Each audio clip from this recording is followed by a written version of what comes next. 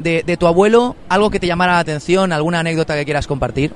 A veure, jo me'n recordo poquet perquè ell falta en el 78, que jo tenia 7 anys, més faltar en ple estiu que havia acabat la temporada, entonces no se li va poder fer ningún tipus de homenatge, ni minut, ni res paregut.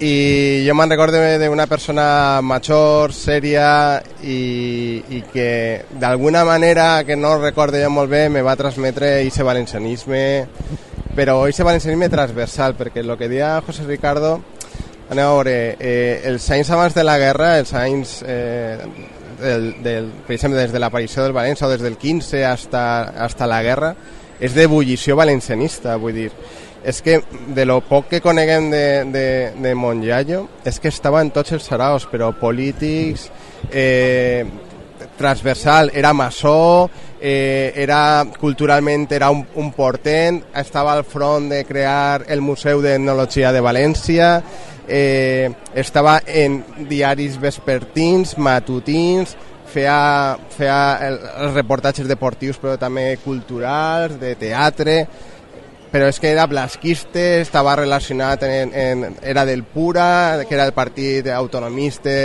bueno, José Ricardo ho sabrà molt millor, però bueno, era una confluència ahí de mil coses que a mi és que quan llitjo un poquet me dona una enveja perquè pareixia que era una societat en ebullició, en possibilitats de fer molta cosa si tenies ganes.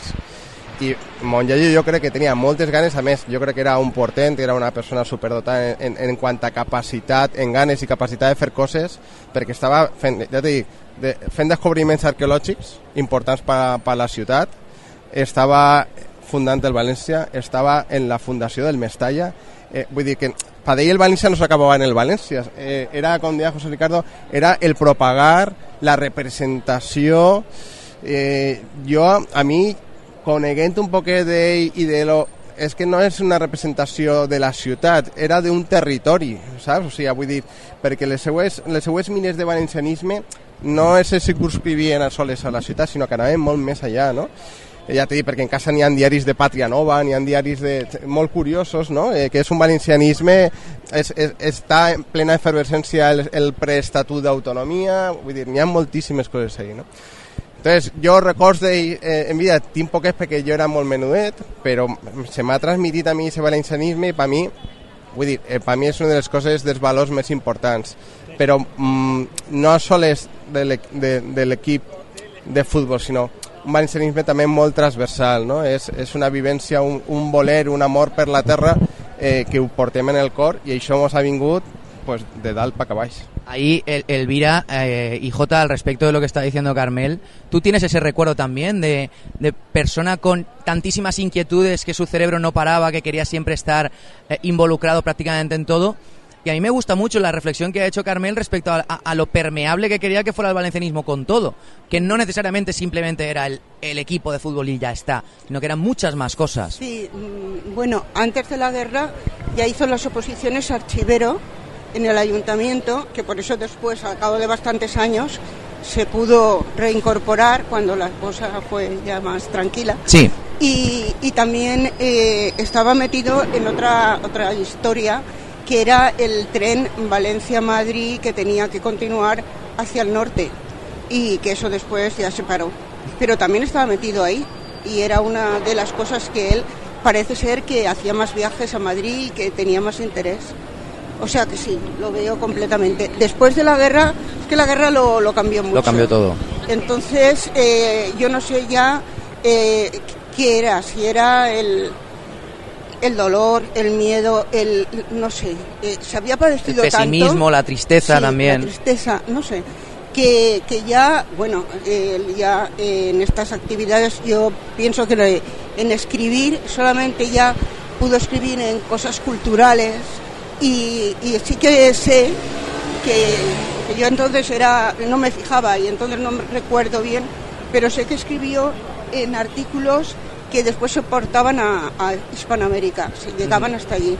No sé si era Valencia Fruit o alguna revista de este tipo. Y eso pues después recibía el correspondencia desde allí y bueno, parece que les animaba, ¿no? Por ejemplo, de esta época de fallas, sí. Les escribía, les contaba las cosas. Y bueno, siempre esa ese valencianismo, ¿no? Y después lo más importante, ya más aparte de la fundación, pues fue el descubrimiento de la necrópolis de la Boatella como arqueólogo. Y bueno, ahí ya estuvo muchos años implicado en esa tarea, que tampoco se llegó a publicar, que hay documentación en el ayuntamiento, que yo tengo algunas fotos que él hizo él mismo, y que bueno, que fue un descubrimiento muy importante para la arqueología valenciana. Antes de hacer las últimas dos cuestiones, creo que Jota quería añadir algo al respecto sobre esta característica polifacética del protagonista en este programa, al menos en este tramo del programa, como es Pepe Llorca, que, bueno, yo me acabo de enterar de lo del arqueólogo también, con lo cual le falta prácticamente poquísimo ya para... Sí, bueno, es que formaba parte del cuerpo de archiveros. Entonces, bueno, estuvo adscrito al ayuntamiento y en el ayuntamiento desarrolló luego en cuerpo de arqueólogos. He dicho archiveros, arqueólogos, no sé en qué estaba pensando. Bueno, pues formaba parte del cuerpo de arqueólogos y él estaba adscrito al servicio de arqueología del ayuntamiento. O sea, ese era su trabajo oficial, digámoslo de una manera. Luego todo lo demás eran trabajos alternativos que hacía en muchas ocasiones por gusto o por ganas de hacer cosas. Yo en muchas ocasiones lo que sí que he percibido es que sin esa labor callada, entusiasta, sin esos cuadernos de apuntes que desarrollaba en la sede del Valencia, mucha de la labor que luego hicieron los posteriores historiadores del Valencia no hubiera sido posible. Se hubiera perdido, sí. Claro, porque él...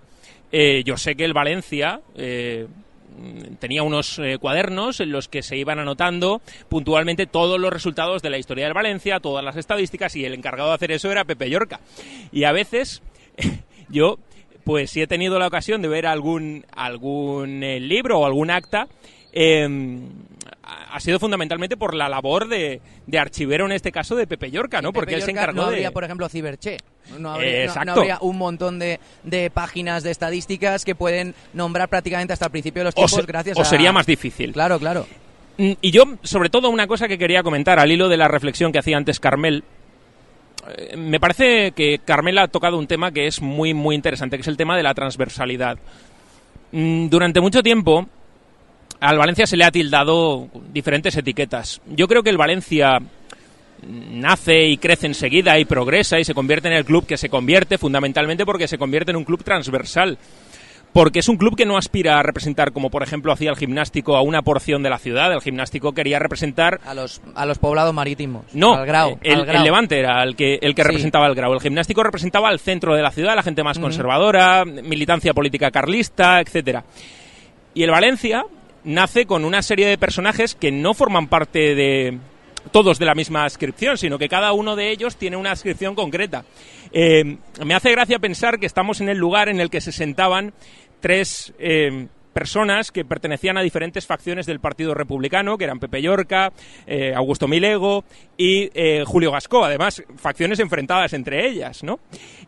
Me hace también gracia pensar que en esa mesa estaba Gonzalo Medina, que era un señor de buena posición social, asociado pues a la derecha conservadora de la ciudad, casi lo opuesto concretamente. No, sin ser una derecha destructiva, una derecha constructiva y tal. Y luego en ese grupo fundacional había también un militar, o sea, tienes militantes republicanos, además algunos del partido de Blasco Ibáñez, que había sido muy visceral durante su primera época. Tienes a un militar, tienes a un comerciante, o sea, tienes una representación muy importante de la Valencia de la época, que va creciendo conforme va pasando el tiempo. Ese Valencia enseguida se ve... se expande a otras facciones de la ciudad, y es muy curioso cómo a partir del año 24, 25, 26 empieza a comerse el terreno del Gimnástico, sí, y empieza a hacer que la gente que había sido muy gimnastiquista se acerque al Valencia. Entonces se convierte un poco en el club para la ciudad. Yo creo que en eso Milego y Medina tuvieron suerte y tuvieron intuición, porque consiguieron adoptar un nombre a raíz de la desgracia que ocurrió cuando falleció Luis Bonora, que hizo que se deshiciera el Deportivo Español, pero consiguieron adoptar un nombre que, como decía también Carmel antes, le dio representatividad a Valencia, más allá de la ciudad, porque Valencia es Valencia, pero es nuestra autonomía, en aquel momento la región valenciana. Entonces ese también es un elemento muy representativo y muy importante. Con eso se jugó muy bien y eso también explica en cierto modo el éxito del Valencia más allá de la ciudad. El Valencia Football Club, como fue posteriormente conocido, y como mucha gente a día de hoy, para los más jovencitos que no lo sepan, hay una reivindicación para que se regrese un poco a esa nomenclatura original. Yo quiero ir cerrando con un tema que no hemos tocado, pero yo creo que es importante que quede para siempre también grabado en estos programas de Veus del Centenari, como es el legado. Hemos hablado antes del legado que Pepe Llorca dejó a su hija, hemos hablado del legado, Carmel, que tu madre te ha dejado a ti, el que tú estás dejando a tus hijos. No me quiero olvidar de Elvira, por supuesto.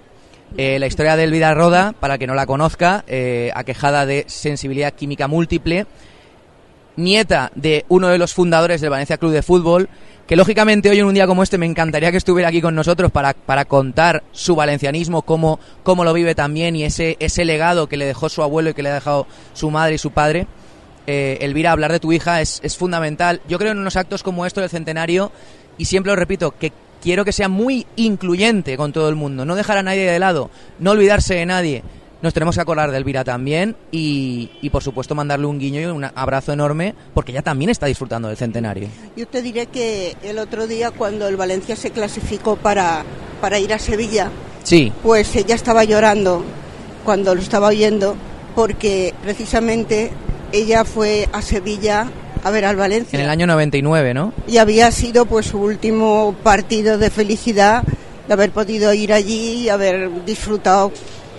Bueno, pues como ya no recuerda disfrutar, claro. ¿Cómo está? Pues está manteniéndose, es una enfermedad que por desgracia pues está ahí, que no le encuentran una cura, que es multisistémica, que ataca cualquier sistema, y ella pues está aguantando y está con la medicación, el tratamiento que le estamos dando, que es nosotros, porque aquí se reconoce la enfermedad, pero aún no se está dando tratamiento ni se está atendiendo a los enfermos de sensibilidad química. Yo quiero, chicos, que escuchéis esto que voy a preguntar, porque estamos hablando de vuestra tía. A raíz del caso de Elvira, te pregunto, Elvira, a ti, el valencianismo, la gente, las iniciativas, la solidaridad, las personas que os han ayudado, las personas que habéis conocido en vuestro trayecto en los últimos años, ¿qué pozo te ha dejado a ti en lo personal todo ese cariño, todas esas muestras de apoyo, toda la solidaridad que habéis tenido? Pues mira, un pozo entrañable. O sea, han sido precisamente valencianistas y valencianistas jóvenes o de la edad de Elvira más o menos, que ella ya los conocía, algunos, a otros no, ni la conocían, pero se han volcado con ella, y lo más bonito que son pues los sentimientos y las palabras, pues las plasmaron en 2 libros que están ahí, y canciones, y bueno, eso no se paga con nada. Eso es un apoyo que ella tiene ahí que bueno, que es uno de los que le hará perdurar y mantenerse y continuar. Vamos a recordar los libros Últimes Vesprades a Mestalla, volumen 1 y volumen 2, un CD edición limitada que podéis conseguir también a través de internet, lo podéis encontrar, Últimes Vesprades a Mestalla, está editado por este grupo de aficionados y cantado por Cisco Fran, y la dirección la adjuntaré para que la gente lo pueda encontrar en la dirección del podcast que estamos escuchando ahora mismo. Que no se me olvide, hay un grupo de teaming también, Help Elvira, para todo aquel que quiera 1 eurito, 2 euritos, lo que sea, todos los meses ayudar a esta iniciativa, y por supuesto su hermano Carmel, que quería añadir algo más también.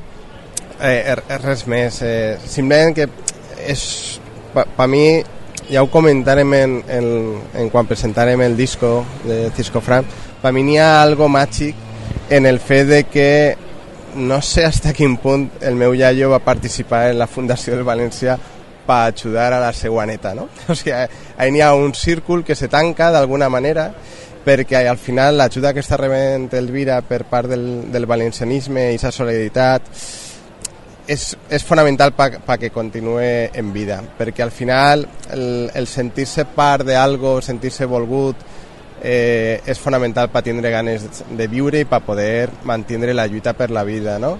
I les ganes d'estar ahí. Entonces és una connexió màgica, vull dir, si no existira el València n'hi hauria una part d'ajuda que no estaria fructificant en ajuda para Elvira. Entonces dius, ostres, Yayo, és que ho faràs fenomenal. Vas muntar una falla, ara que estem en falla, vas muntar una falla espectacular.